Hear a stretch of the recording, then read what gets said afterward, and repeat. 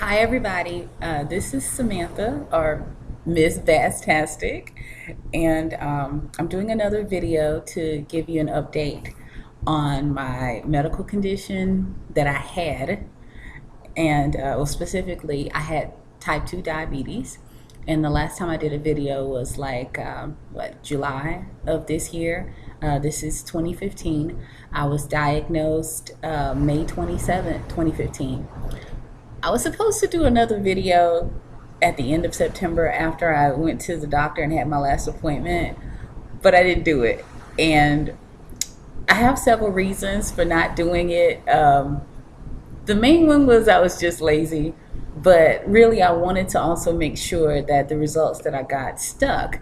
And I wanted to see if I could go back to having a normal or more normal lifestyle, more normal eating habits, and etc. I just wanted to see if I could continue with it, how strenuous I needed to exercise, how much dieting I needed to do, etc. And I can tell you that I am actually truly cured. And my life is not strange and weird. My dieting habits are not strange and weird. A diet is just what you eat. So if you have a garbage diet, you eat a lot of junk food, but we tend to think of a diet as always some sort of method of losing weight. But, you can have a diet where you just gain weight or you don't care. Diet is what you eat. So let me apologize up front because right now we're on vacation and you can see my favorite room behind me. That's my kitchen and I love to eat. You might hear the sound of the ocean because we're on the beach, and you may also hear a Hispanic lady yelling at her kids because our caretaker, the kids are off for Christmas vacation, and this is like the first day, and they are cutting up. I mean, seriously. So I think she's already beat them like a couple of times or something. Anyway, that's her kids. I don't have any yet, so I don't have to beat any kids. Okay, so I'm going to show you my results, and I'm going to show you the lab work first, and I'll show you. I'll basically go through that and show you how I've improved. Actually, you know what? Let me do this first because I had a weight loss goal. Like when I first started this, I said, okay, I'm going to do low carb because once I was diagnosed with diabetes, I had already had PCOS, or polycystic ovarian syndrome. And anyone who's had that or knows someone who has it, it's just a beast of a condition. I mean, you literally, your periods aren't right or you don't have any, which had happened to me. I stopped having them for like a year and a half. You get all this hair growth like here. I don't know if you can see that. That's not acne. I don't have an acne problem. This right here, this is not a shadow. This is like from hair having grown on my chin and stuff like that. That comes from all the hormones being messed up from having PCOS. It causes all kinds of problems. And they also have found that women that have PCOS are more likely to get diabetes before they're age 50. Well, I just had a birthday recently and I'm 38. So I just got diagnosed this year. I got diagnosed when I was 37.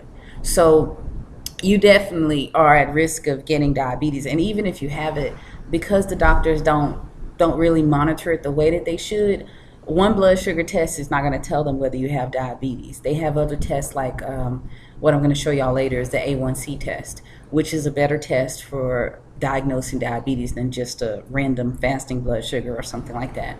Either way, when I started this, I said, okay, I'm going to do low carb because I knew that sugar, when you eat foods that convert to sugar quickly, like potatoes and rice and pasta and bread and stuff like that, that drives up your blood sugar. So anybody who's met a diabetic, they'll tell you, "Ooh, girl, I can't eat bananas, girl. That just drive up my blood sugar." Oh, I can't eat no watermelon, girl, but I love me some watermelon, and it just drives up my blood sugar. And they call it having the sugar or having sugar, So quite literally, if you've been around people that are diabetics, you tend to know the stuff that affects their blood sugar. So I tried to avoid that. So I said, okay, the best way to do that is with a low carb diet. So that's what I focused on initially. And I did about 26 days of low carb diet. And then during that time frame, I was doing more and more research. I told you guys that I found out about Dr. Fung. That's Dr. Jason Fung. That's Jason. His last name is Fung, Fung. He has a channel on YouTube. He's out of Toronto, Canada. He's an excellent kidney doctor, and he's talked all about how fasting can help diabetes. He talks about not just fasting, but dietary, the things you need, health-wise supplements, etc., all the things that contribute to creating diabetes. So if you listen to the things that go into making it, I'm sorry, y'all gonna hear these birds too, because it's still morning time, and being that we're in the tropics, these birds are loud, you know. But the thing is, you know, when you watch his videos, and I watched about 20 something hours of his videos, I learned everything I could. I also listened to Dr. Richard Bernstein. That's Richard. His middle initial is K, I think, and last name is Bernstein, Bernstein. He has a channel also on YouTube. He's more focused on type 1 diabetics, but he does talk a lot about, he also knows the history of diabetes, like, and why the American Diabetes Association is such bull crap, you know. And you can't listen to these people because they'll tell you to eat a lot of carbs and all this stuff. Basically, they'll keep you sick. I mean, they're sponsored by or paid by the food industry. So you can't trust people that have, it's kind of like putting the drug addicts in charge of the rehab center. You know what I mean? They're not going to get anybody off drugs. They're the drug dealers. If they're the drug dealers are in charge of the rehab center, nobody's going to kick their habit, okay? So it's the same thing. But basically, I'm going to show you this. And also, I'm going to apologize because I don't have any makeup on or nothing. And you can see my eyebrows have not been tweezed or nothing. I mean, I'm on vacation. I don't care. Okay? So let me show you this. First, I'm going to show you my lab results. Okay? So let me put this on. Let me zoom back out of this. Okay. So I go to the VA for my labs. And as you can see, this is from, they say lab cumulative from March 29, 2015 through September 28, but that's actually not true. March 29th is when I first signed up for VA healthcare, because even though I'm a veteran, I just had never done it. So I've been out of the military for years and never went and signed up for my benefits. Okay, so the first appointment I had is actually right here, May 27. I hope y'all can see my mouse. And on May 27th, this first line right here is actually the blood sugar. And you can see that on the 27th, I had a fasting blood sugar of 195. That is just really way too high. Anywhere from 70 to 100, or as they say here, 70 to 99 is normal, okay? So the thing is, it's like, let me see if I can do this here. I don't know if I can do this here, right here, okay? So anything from 70 to 99 is normal. However, 86 is average. So if your blood sugar is creeping towards 100, you're already building up insulin resistance. Diabetes is not an overnight condition where, bam, suddenly you got diabetes. It's building up. So you want to make sure you monitor that. Doctors really don't give a damn until you get past the point of being, you know, clinically diabetic. But there's a progression. So you really should pay attention. So like I said, this was my first number right here of 195, okay? And that was May 27th. That's when I started doing low carb. And I started walking 6 days a week, 1 hour. And I mean, I just walk as hard as I could. Then on June 26th, I went back to the doctor, and I had, instead of seeing the doctor, I just had the labs done. And it was down to 123. That's a fasting blood sugar. So that's that blood sugar you take after you haven't ate that night, you haven't eaten for like 8 to 10 hours, and you go get your blood sugar done in the morning, okay? And here's another one. And actually, the first one, interestingly, you see the time? This is 11:09. I actually hadn't eaten for 15 hours, and it was still 195. Okay, so that's crazy. And I tend to go to bed a little bit late, but still. Then the next time I went back, it was 105. So obviously, I was going in the right direction. Okay? But notice they still put an H under each one of these because these numbers are high. They're still diabetic range. Now, finally, when I went back to the doctor the last time, end of September, it was under 100. But like I told you, the number that's normal is 86, okay? So I wanted 86. Now, how do I get to 86? That's what I was trying to do. Now, as I got better and healthier, it took a lot more and a lot longer to get the blood sugars lower and lower. I also wanted to show you what happened with my cholesterol, okay? So let me see if I can do that. Okay. I'm sorry, y'all. I'm just getting used to this screen reader. Okay, so right here, there's that bird again.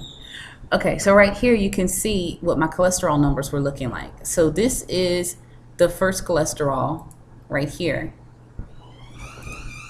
Okay. And let me see if I can do it here. Okay, so it was 214 for my total cholesterol. All right, and then that dropped, and that was in July. It dropped down to 162, and now it's down to 150. So this is excellent. Okay, and I just want to show you these dates. So like I said, that was June. So May 27 to June 26. So that was exactly 30 days. All right, so in 30 days, I also had a drop of 215 to 82 on my triglycerides. This number, your triglycerides, is the most dangerous number you have. The higher this is, the more likely you're going to have a heart attack. And they know this. This is something that it's a number that needs to be low, okay? You really need to focus on getting those triglycerides down. But you can't do that eating a lot of carbs, okay? So you really do have to make sure that you maintain a healthier diet in order to avoid having high triglycerides. As you can see now, my triglycerides as of September 25th were 65, which is awesome, okay? Also, I had a problem with my HDL. When I did the low-carb diet, I wasn't really eating all the right things. So my actual HDL numbers dropped. So that's supposed to be the good cholesterol. So it dropped from 40 to 30. And then I incorporated back into my diet things like more eggs, more liver, etc. And I got that number back up. Okay. Now, and of course more fish and stuff like that. My LDL number also dropped. So it dropped from 131 to 116 to 101. Now, I'm not too worried about this. Even though that's the top of the normal range, what happens when you do a low-carb diet is that you end up with different types of cholesterol particles. You end up with like the fluffy particles of cholesterol. And those are very good for you. But this test that the doctors do, when they do your cholesterol, your triglycerides, your HDL, and your LDL, they're not testing for the type of cholesterol. So if you have LDL particles that are like this, let's say they're big and fluffy like this, those are very good. They just bounce through your bloodstream and they don't really damage your arteries or anything like that. But if you have little beady ones that are really hard like this, okay, and the number of particles is a lot, then those are not good for you. Now, the test to get those to find out what type of cholesterol particles you have is kind of expensive. I think it's called the NMR lipid profile. That's November Mike Romeo. Don't ask me what that means. I think it's something about like magnetic resonance or something like that. But it's an expensive test. It's about $150. So that's why they don't do it. Okay. So, but that's the most important numbers to find out what type of LDL you have. So let me go further. So you can see I've had this great improvement from doing low carb and walking. And I just wanted to let you know this too. I started fasting. My first fast was the 22nd to the 24th of June. And then I did several little fasts between there. I never fasted more than 5 days, and I only fasted 5 days once. And that was at the very beginning of September. And I did not fast the whole month of September. I did not fast. I only fasted the first 5 days, and that was it. And the reason is I wanted to make sure that my last lab results were correct and I was not manipulating them just by fasting. So basically, I spent like 20 days not fasting, and I still had a fasting blood sugar of 95 and all these other great numbers. So I'm going to show you my A1C. Now, the A1C is the most important number. I'm going to have to go to the second page. Let me see. Oh, come on. Okay, where is that? Okay, here it is. Okay, so the A1C is a measure of how much sugar is stuck to your red blood cells. And your body recycles all of your blood cells and basically gets rid of the old ones and creates the new ones. So none of the blood cells in your body are older than 4 months old. So the A1C takes about 4 months to get, it takes about 4 months of normal numbers for you to get your true reading. So if you're doing anything to change your diabetic condition, and let's say you're making improvements, as you're making improvements, so let me show you what it means. So like here, like let's say it's like a triangle. So let's say this is your high number, okay? And over a period of time, you're bringing your number down like this, right? So it's going lower and lower, right? But it takes time. So this, over a period of time, your blood is recycling, but what's happening is, let's say this is month 1, 2, 3, I'm sorry, I'm writing with a mouse, and month 4, right? So what happens is, even if you're measuring right here, you're still getting all of the readings from the sugar, the higher sugars you had for the previous 4 months. So you would have to actually be like here and stay like that, and then at month 4, it will give you an accurate reading of the previous 4 months, okay? So I'm hoping y'all understand that. So what's happening is, as I do this A1C test, my initial drop was really great. So here is my initial drop. When I first was diagnosed, it was 9.0. Now that is high as hell, okay? And there's a formula for determining what the A1C is. And the formula is whatever your A1C, I want to get this right, okay, times, and I'm using the formula that was the original Diabetes Association formula that Dr. Bernstein uses, times 35.6, okay, minus 77.3. Ooh, I know that looks terrible, okay? So let me show you what I mean by this. Okay, let me see if I can get this to, come on, computer. Okay, let me see if I can get my, let's do the calculation here. Okay, so at 9 times 35.6 minus 77.3. I had an average blood sugar of 243 when I was first diagnosed. This is not the same as a fasting blood sugar. This is the average, basically, of all the time that I was eating, not eating. I was averaging a blood sugar of 243. That is ridiculous. When an 86 average is normal. You don't want to have an average blood sugar of 243. Okay, that's very bad. So I'm gonna kind of hold on a second. I'm gonna kind of leave that up. Oh, come on, computer. All right, let's go back to here. Okay, so it dropped to 7.7, and that was 30 days later. And that's a huge drop, because what's normal is actually 4.6. A 4.6 A1C is normal. And if you want to know more about that, you can read Dr. Bernstein's book. So let's see what a 4.6 A13 is. So at 4.6 times 35.6 minus 77.3. That's an average blood sugar of 86. Okay, so that's my goal. My goal was a real goal. Now, if you deal with a doctor, the doctor will tell you, oh, they just want your, hold on a second, I'm gone past that. They'll tell you that they want your A1C. They'll tell you that they want you.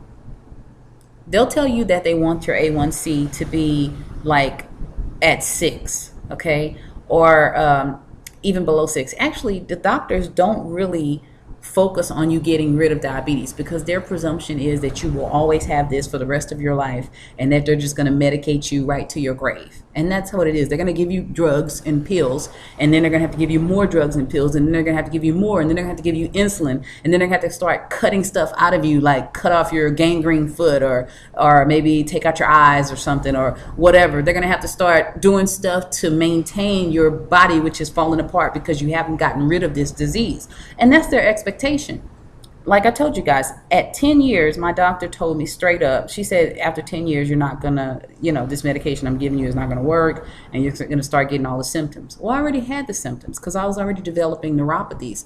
I already was having problems with my legs burning and my feet going numb and all this. So I already had the symptoms. So what the hell was she talking about? So anyway, so in September, my A1C dropped to 5.3. So let's see what that is, okay? So at 5.3 times, what is it, 35.6 minus 77.3. Now, this is not a formula you're going to find on the government website because the government uses this new formula, which is not right. It's skewed toward making your numbers look better than they are, okay, but they aren't. And this actually correlates with my own measurements of my blood sugars. So at 5.3, my average blood sugar was down to 111. Which is still great. That's awesome. That's so much better than what it was. Okay, so I'm done with that. Let me close this out. All right, so that's where I've been. Now I've done some Walmart tests. I've done some Walmart tests, like the A1C test they have, which is like, how much is that test? Like $22.88 or something. Some of the tests were very accurate. Some of them were garbage. Some of them were defective, so it's a hit or miss. And if you have a defective test, just call the 800 number and they'll send you like a gift card or something to reimburse you. Either way, but it was still good to let me know whether I was going the right direction. So I wanted to show you something that's happened since I've been on vacation, because I've been here. Hold on a second, because they're using the hose. It's getting loud.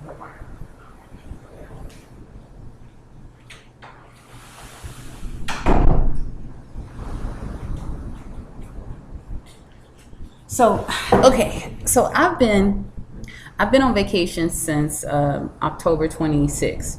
So I wanted to show you this. This is my chart for where my blood sugar was. So you can see when I started, I hope you guys can read that.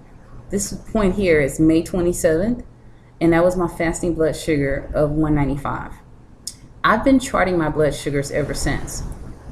And these are all the numbers I've been charting. And normally I will chart everything from, I'll chart breakfast, lunch, dinner, before bed, during snack, after exercise, before exercise, etc.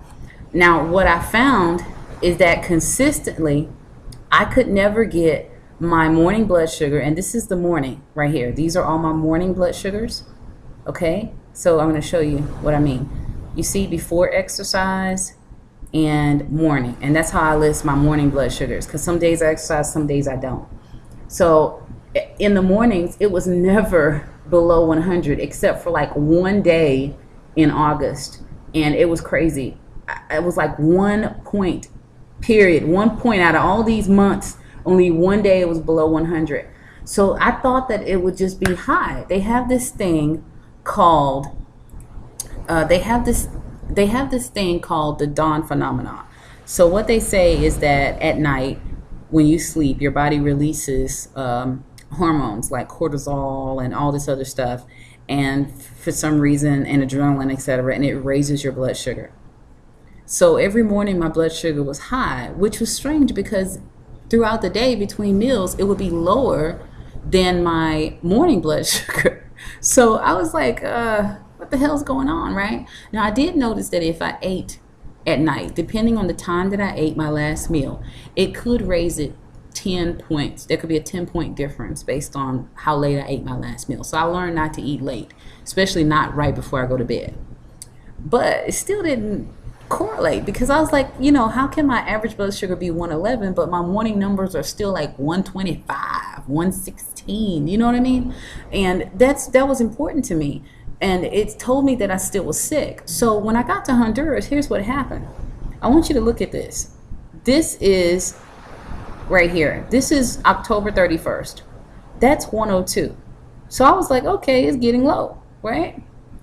But when I was in the States, you can see where it was going, how my numbers quite literally up until this point, from here backward, all this, okay, it was never below 100 except for that one time. So I said, okay, how is it that this is dropping? So what I did was I only take my morning blood sugar while I'm on vacation, because I told my husband I'm not going to prick my finger all day. I'm on vacation. I don't care. I think I'm fine, you know. So what I noticed, though, is when I took my morning blood sugar numbers, now this is the 100 line. You see all of these numbers below 100? That's crazy. See, because what I know is that statistically, if you have all of these numbers dropping below a certain level, that means that this now is my new normal right here. This is my new normal. My new normal average is closer to 86 than it is to 100, and it's definitely below 100. So something has happened, right? And that is what I'm excited about, because I think, okay, and this is what I'm going to tell you guys. I think that something here has helped me to finish the rest of whatever I needed to get rid of diabetes, because it was already low. It was already in the normal range according to science and according to the doctor. Like, even the last time I went to the doctor in September, she was like, "What are you doing? Wow, you've done great," because I haven't taken any medication. If you saw my last video, I talked to you about that. They prescribed me Lipitor and glipizide and metformin and all this stuff. I didn't want to take that crap. So it's still in the packages at my house, like on the table or something. I haven't even opened the mail packages to look at the bottles. I just know I got the prescription because it's right on my medical records with the Veterans Administration. But the point is, I didn't take any of that. I didn't take anything. I didn't take any aspirin. I didn't take nothing. I mean, I don't want to say I didn't take nothing. That's a double negative. I didn't take anything, right? So the thing is that that was the last thing I was concerned about. So I said, well, what could it be? And granted, the food here is healthier because I am in the tropics. The eggs are natural, they're organic, you know, the yolk is orange instead of yellow like it's supposed to be. But I'm getting a lot more sunlight. And I really think the sunlight is probably the most critical thing. My husband says, oh, it's less stress and all this. And I'm like, he don't realize. He thought I was stressed. I was never stressed because I don't too much care about stuff like he does.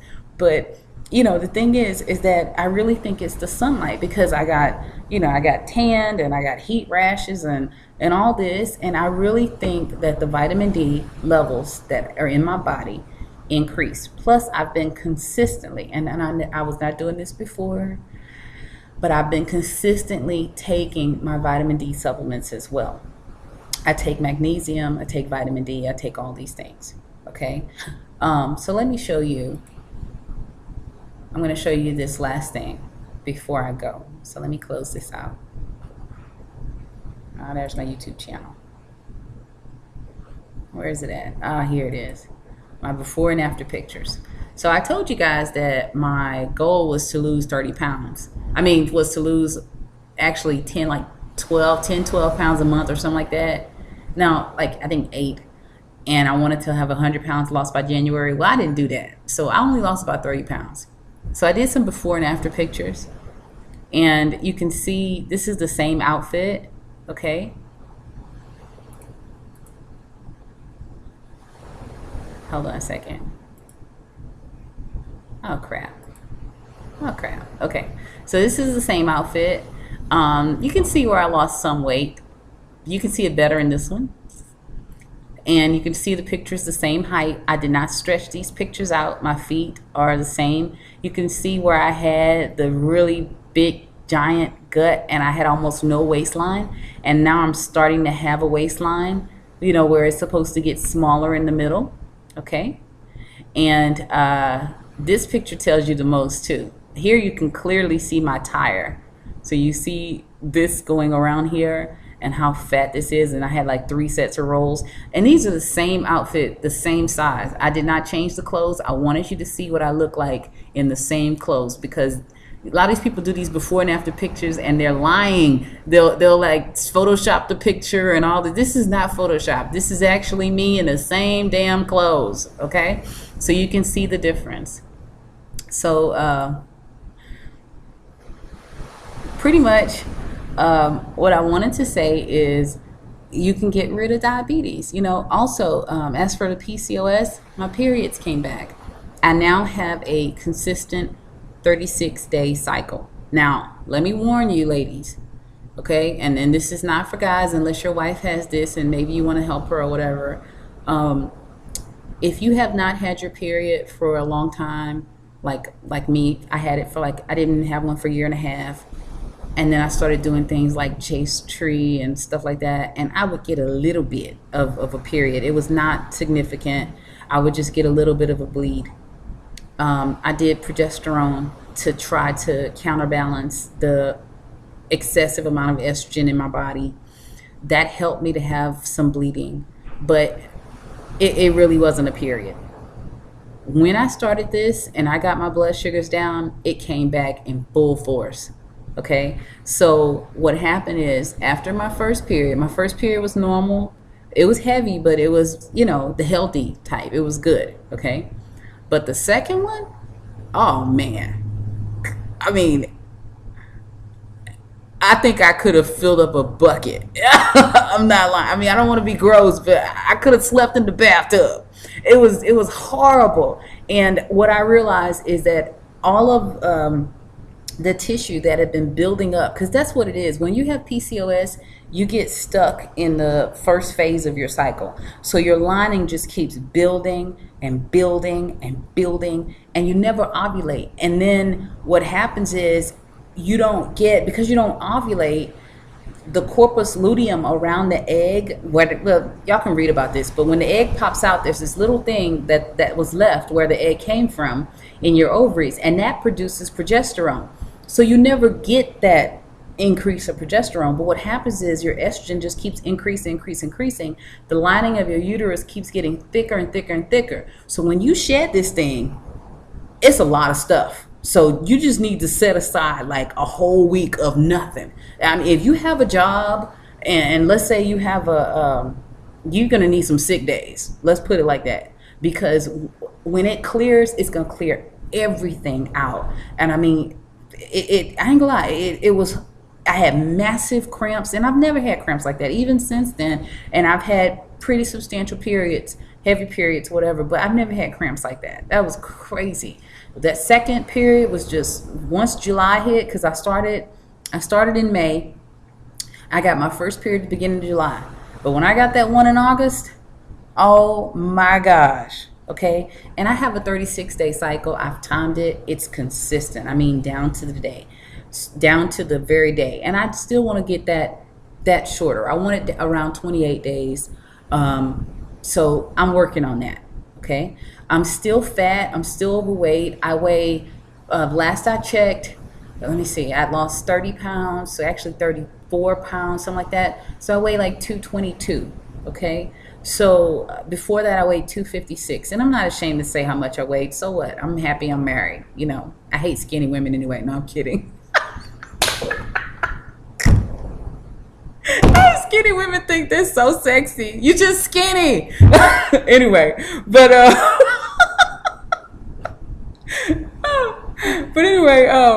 so basically, what's happened is. You know, I'm still fat. So it's not like you have to lose like 100 pounds in order to get rid of diabetes. You also don't have to do weight loss surgery. You know, if you do the weight loss surgery is nothing but, weight loss surgery is nothing but fasting. Because what they do is they force you to eat like this tiny little bitty amount of food. Your stomach is like about that big. You see, I got right there. Your stomach is like that big, and then when you want to eat a real meal with your family and stuff, you can't. It really changes everything in your life, and emotionally you're different. Now some people, they had a great experience, okay? But for me, I'd rather find the discipline to change my habits and to force my body to do what the hell I want it to do than to go get a surgery, because you can't reverse that. Certain ones you can, but even like the lap band and stuff, those are not good because you end up with all this acid indigestion and stuff. So they, most of the time, people get their stomachs cut down to a tiny little size. I didn't want that. And then when I got pregnant, I didn't want to have any issues of being vitamin deficient, and I didn't want any of this. And then what happens when you get old? What happens when you're very old and you need to eat a certain amount or whatever? You're stuck with this for the rest of your life. So I would seriously suggest that you try low carb. Try it because you're not hungry. I mean, I ate eggs, I ate bacon, I ate all this greasy stuff. In the mornings, what I tend to eat, let me see if I got a picture. I just want to show y'all some of the stuff that I've cooked, and yet it's supposed to be healthy, right? Let me see. Let me see if I got this. I don't want y'all to laugh at me to see how bad I eat, right? Okay, like here. These are straight up pork chops. Now, once I got through like the first 30 days of low carb, I started putting some honey back into my food. I started using honey instead of sugar alternatives. But this is recently. This is like a month ago. No, actually a couple weeks ago. And this is like a spicy, sweet pork chop. Doesn't that look good? I mean, it was so good, right? Here's what's on the plate, right? So here's the pork chop. You got the cabbage. This is not rice. What you see, this is beans, black beans. And they're done with like garlic and all kinds of stuff. It tastes really good. And underneath that is wheat, whole bulgur wheat. It cooks like rice. It has a taste like rice, except it's a little bit nutty. It's delicious. That's what I eat. And that's a big plate. That's not a small little plate of food. Okay? So the thing is, I don't understand when people go on these diets and they don't want to, they don't want to eat. Okay? So basically, that's really about it. I mean, I just want to encourage you because there's not much information out there that's telling you the truth. And people try to get you to do a vegan diet.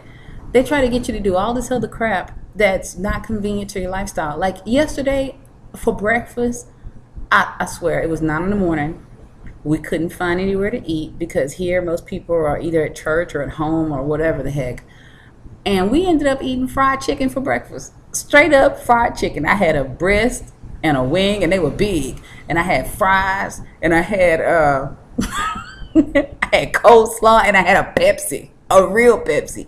And that's what I ate for breakfast. Because the thing is, the way to get rid of the diabetes is not to do bad things all the time. You need to change your habits so that you're eating healthier things, but you incorporate your exercise, and then what happens is your body resets. Once it resets, then you're good. You just have to maintain, and it's a blessing from God because I prayed about this. He's shown me dreams of what to eat, what not to eat.